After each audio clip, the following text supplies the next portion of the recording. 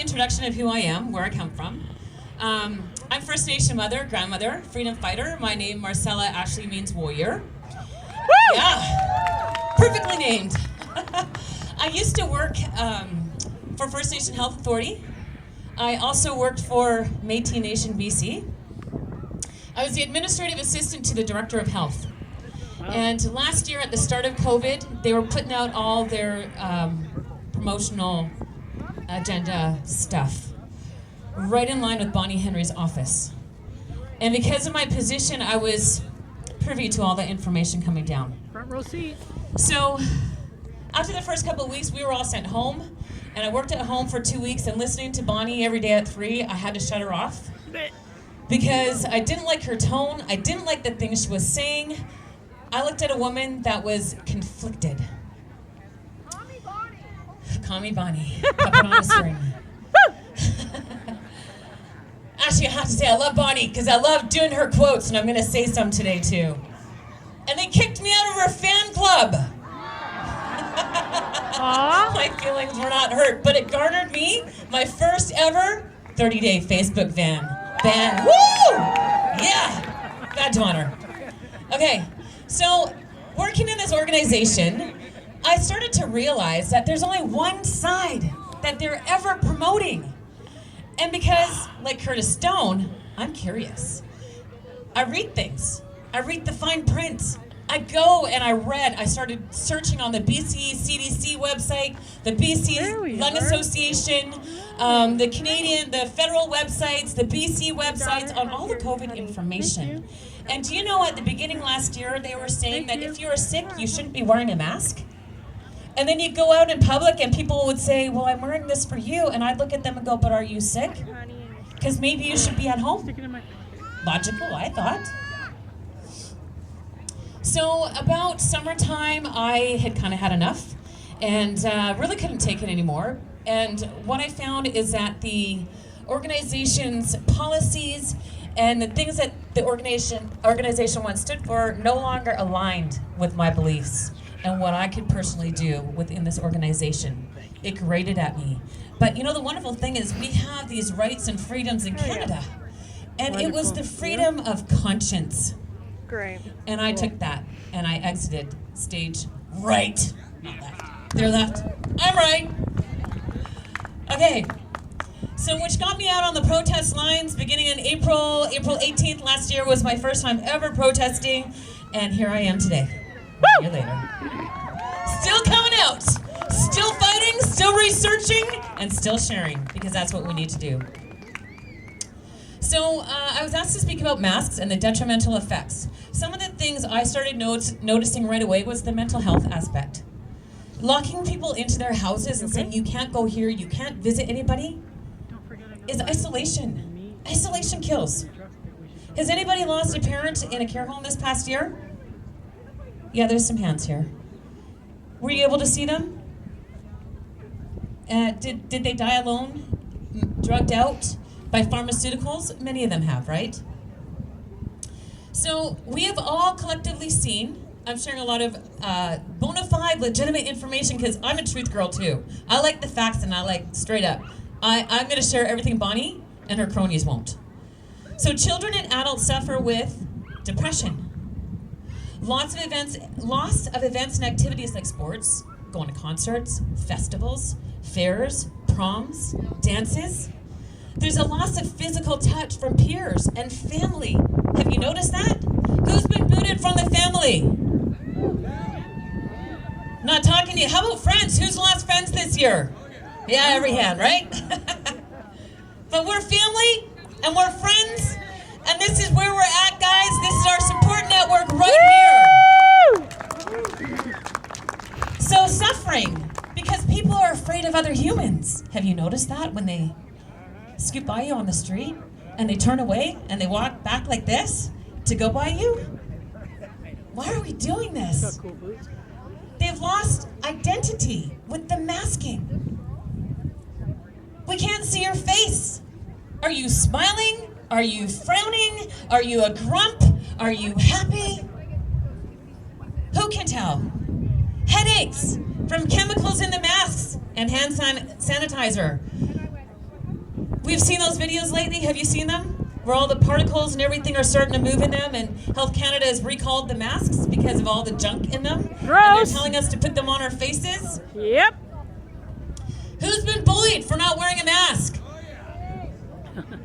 Chased out of a store? Oh, the joys of living. Teachers in Ontario started showing symptoms. Teachers of mask illnesses like constant headaches, nausea, vertigo, skin conditions, staph infections. Anybody seen any of those on the kids? Staph infections are very hard to get rid of. I've had them before, and they are just noxious. So there's a study done in Germany that showed 20,353 people wearing masks. They entered data from 25,930 children. The average wearing time of the masks was 270 minutes per day on children. Sick. The impairments caused by wearing a mask were reported by 68% of the parents. These included irritability, headache, difficulty concentrating, less happiness, reluctance to go to school and kindergarten, malaise, impaired learning, and drowsiness or fatigue.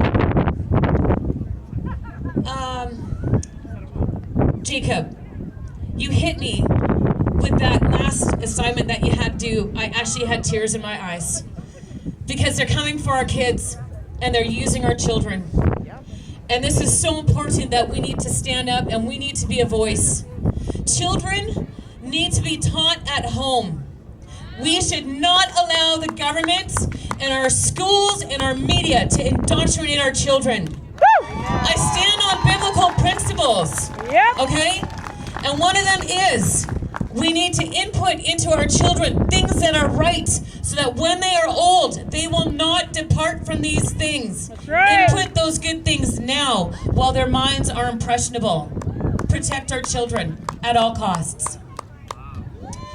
The widespread use of masks by healthcare workers may actually put them at increased risk of respiratory illnesses and viral infections. These are legitimate studies. Did you know that? Okay? The results of a randomized clinical trial to study the efficacy of cloth masks was published in the journal BMJ Opened. We don't recommend, and I'm going to quote Bonnie Henry here, we don't recommend that those that are well don't wear them. It is not an effective way of protecting yourself. Bonnie Henry. So a trial saw 607 hospital healthcare workers across 14 hospitals in Vietnam, split into 3 groups: those wearing medical masks, those wearing cloth masks, and a control group based on usual practice, which includes mask wearing. These workers were masked for every shift for 4 consecutive weeks. The study found respiratory infection was much higher among healthcare workers wearing the cloth mask. And what do you find in every store counter now? A Cloth masks. The authors speculate that cloth masks retain moisture, their reuse gives poor filtration, and it may explain the increased risk of infection. When did the cases start going up in our province? Mask use. The Journals of Life and Environmental Sciences says the study showed that filtering efficacy or efficiency of cloth face masks were relatively lower, and washing and drying practices deteriorated the efficiency. I'm just sharing what the science says that Bonnie is not following. What else does she say? She says a lot of stuff. I got more. Don't worry, I got more. Yes. So she also says, if I'm sick, if I'm out in public, it's not something that's going to protect me. Bonnie Henry. That conflicted soul. And she is. Her day is coming, though, don't worry. There's a place reserved for her. Oh, yeah. The Journal of Epidemiology and infection. There is little evidence to support the effectiveness of face masks to reduce the risk of infection. Science. Why are we wearing that mask? No mask. Respiratory acidosis develops when air inhaled into and exhaled from the lungs does not get adequately exchanged between the carbon dioxide from the body and oxygen from the air. Are they telling that on the news? Nope. Do you hear that repeat ad nauseum? Because I don't. Nope. Oh yeah, but wait. I turned off the news. Right. I don't watch TV. I don't listen to the mainstream media. Woo! Face masks, this is from the Journal of American Medical Association. Face masks should not be worn by healthy individuals to protect themselves from acquiring respiratory infection because there is no evidence to suggest that face masks worn by healthy individuals are effective in preventing people from becoming ill. We don't recommend anyone that is healthy wear one. Right. Bonnie Henry. But why is she mandating masks? Is she following the science? Right? She's been bought. A member of Dr. Alpay Azap, he's a Turkish doctor, says 15% of patients recover with oxygen support.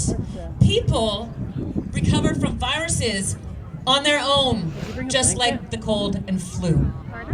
Stats here, guys. The numbers are here. Dr. Lee Merritt said, I have been a surgeon all my life. Until now, until 2020, I have never heard that masks made a difference in viral transmission. She also said, masks don't control viruses, they control you. You want to know who the obedient people are? The ones that are wearing the mask. They're showing it outwardly. My family physician, when I went in to see her last year to get my mask exemption letter, she flat out told me, and she's from communist Poland, the mask isn't about a virus. It's about controlling the people. That's an awake doctor. Everybody needs to find one of those. So the case counts went up when implemented mask wearing was mandated on us. And now we're in the second or third stage and the whatever wave and the vaccine is happening and now we've got all these new cases. Do you think it's from mask wearing or do you think it's from the vaccine? How many people are dying from that vaccine and they're not telling us?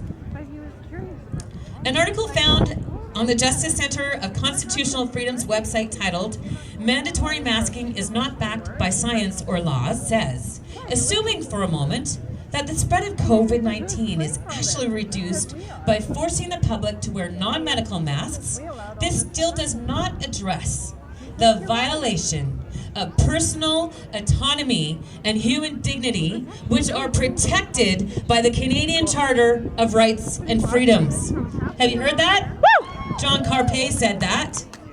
And this is why we're here today, because we're fighting for our rights and our freedoms. Yep. They're trying to keep us apart so we can't talk to one another and share what they're doing. This is why I say everybody should bring 2 people to every rally. The ones that are sitting on the fence may hear something that puts them over. It's that tipping point. It's that one thing that they need, that they've been struggling with. Can I ask you, if you're going to share, don't argue with your friends. Don't argue with your family.